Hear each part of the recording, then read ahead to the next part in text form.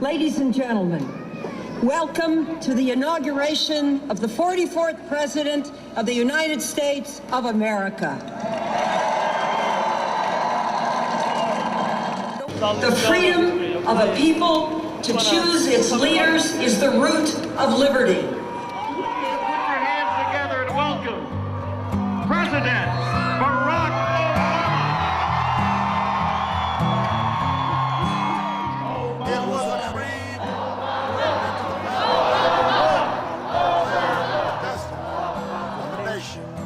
Yes, we can. It was whispered by slaves and abolitionists as they blazed the trail toward freedom. Yes, we can. Yes, we can. It was sung. It was sung by immigrants. They swept out the distant shores, pioneers.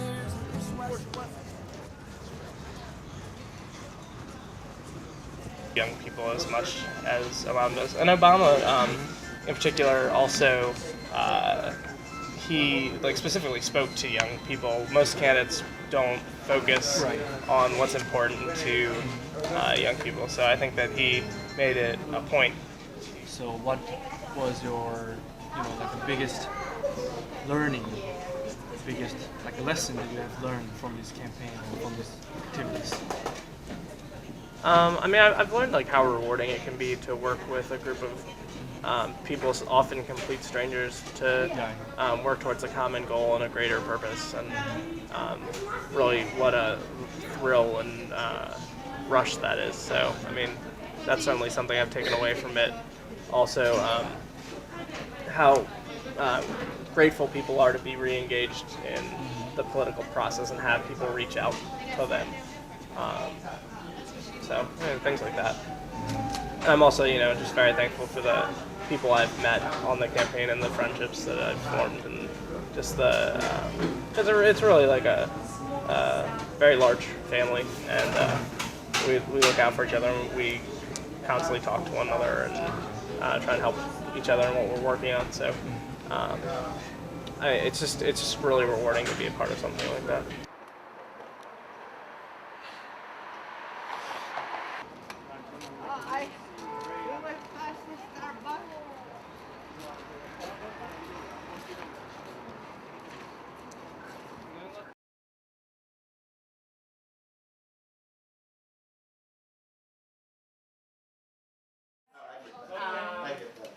And maybe we can offer you something to drink. And I'll tell you.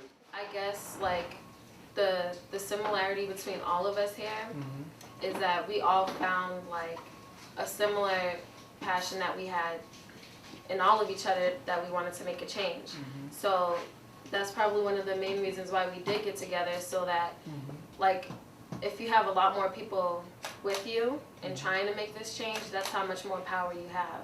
And we all have personal problems. The bus pass is a personal problem for me too, as well as Abdullah. But if we try to make that change on our own, we wouldn't get nowhere, as an individual. So we had to come together as a group and try to make the change together, or else nothing else would happen. Justice in itself doesn't prove itself to youth that often, so it's not something that they think about. But having that as one of our values is something that we want to show that you can experience justice. Justice not only in terms of when you think about something bad happening, the repercussions of that, something bad happened to you, justice would be solving the problem, but also having our voice heard is justice in itself.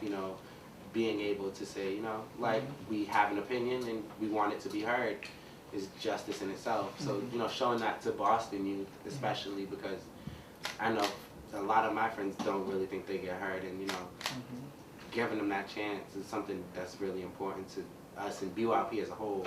I think that's one of our most important values also. 70 students who live here, and then there's some faculty that live in residence and all that.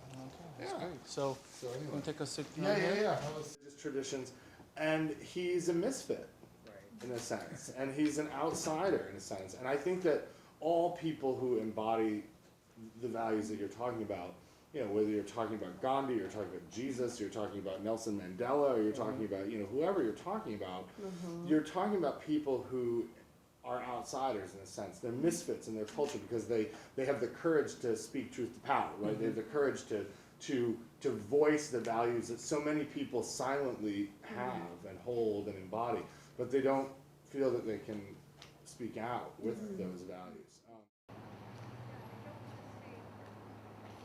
Fine easily, but it's not. Much hope for this country. Right. Because I'm really hoping we're almost there. Yay! I feel, there was a disconnect. But now people are saying, he's my president. Right. Right? What can I do to help my president? Yeah. Right? Yeah. So there's a shift. It's a major, major shift in politics. Right? Because it's now politics, all of a sudden, it's personal. Yeah.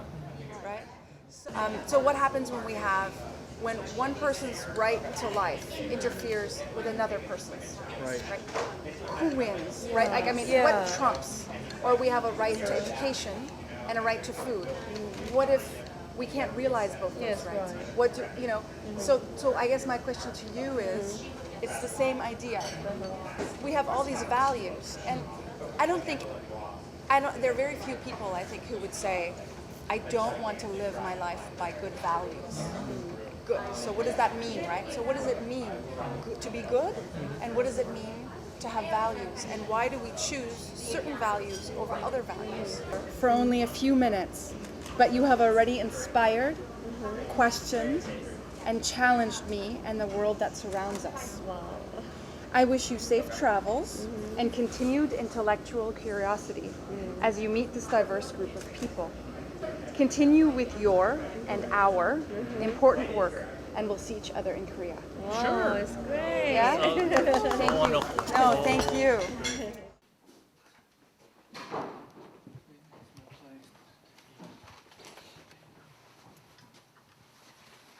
We are from Korea. Oh, aren't you the sweetest? It's very honored to see Six of you. us. I think it's more Koreans than I've ever seen in my life anyway.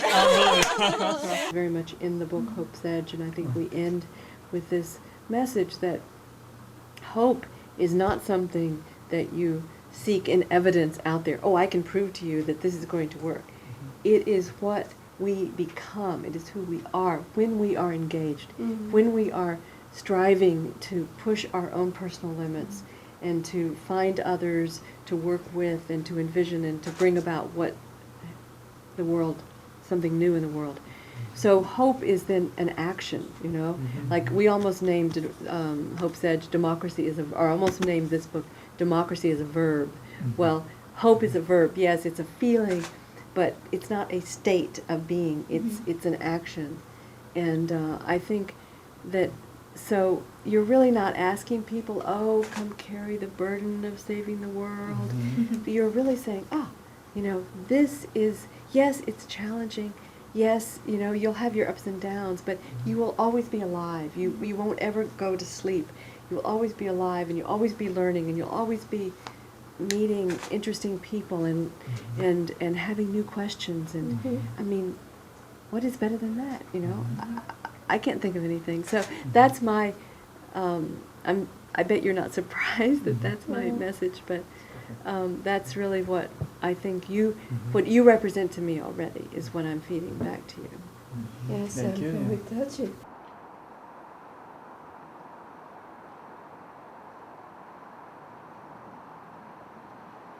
It's an honor to see you, sir. Nice to meet Nice to you. meet you. Yeah. Yeah, let's Yeah. go. Let's go. So, Yeah. were you able to get into my office? Yeah, I we think so were too. Oh, good. Yeah.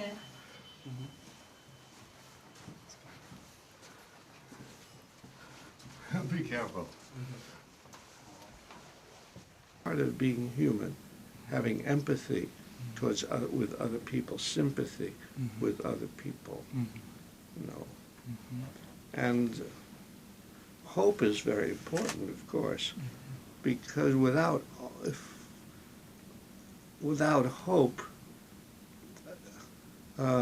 you do not have the will, the energy to live or to do anything good, you have surrendered your energy, surrendered your will, surrendered your life. And it is very easy to understand why people don't have hope, because you look around at the world, terrible things are going on. And we all know this. We talk to people who don't have hope because they see wars going on, they see people being treated badly, and it's very easy to lose hope. But I think that a sense of history is a very important thing to have.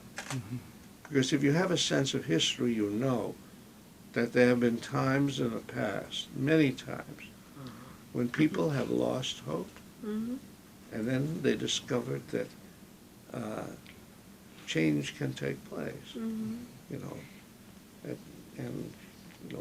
in the United States, you might say black people for a long time had no hope.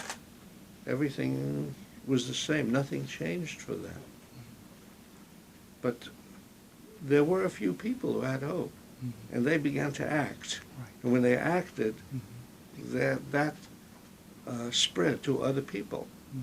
And soon they could see the possibility of hope.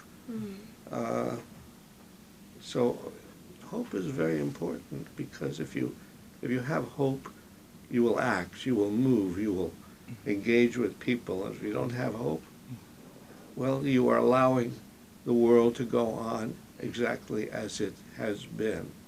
And we don't want that. We want a new world. Right.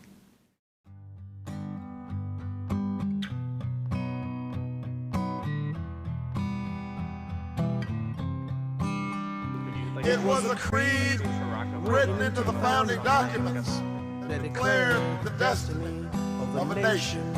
Yes, we can.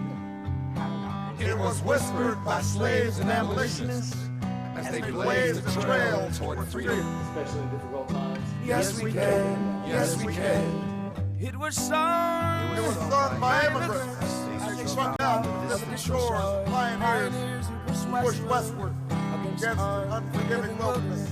Yes, we can. Yes, we can. It was the call of workers to organize, women who reached for the ballots, a president who chose the moon as our new frontier, and a king who took us to the mountaintop and pointed the way to the promised land. Yes, we can, to justice and equality. Yes, we can. Yes, we can. Yes, we can. Yes, we can. Yes, we can.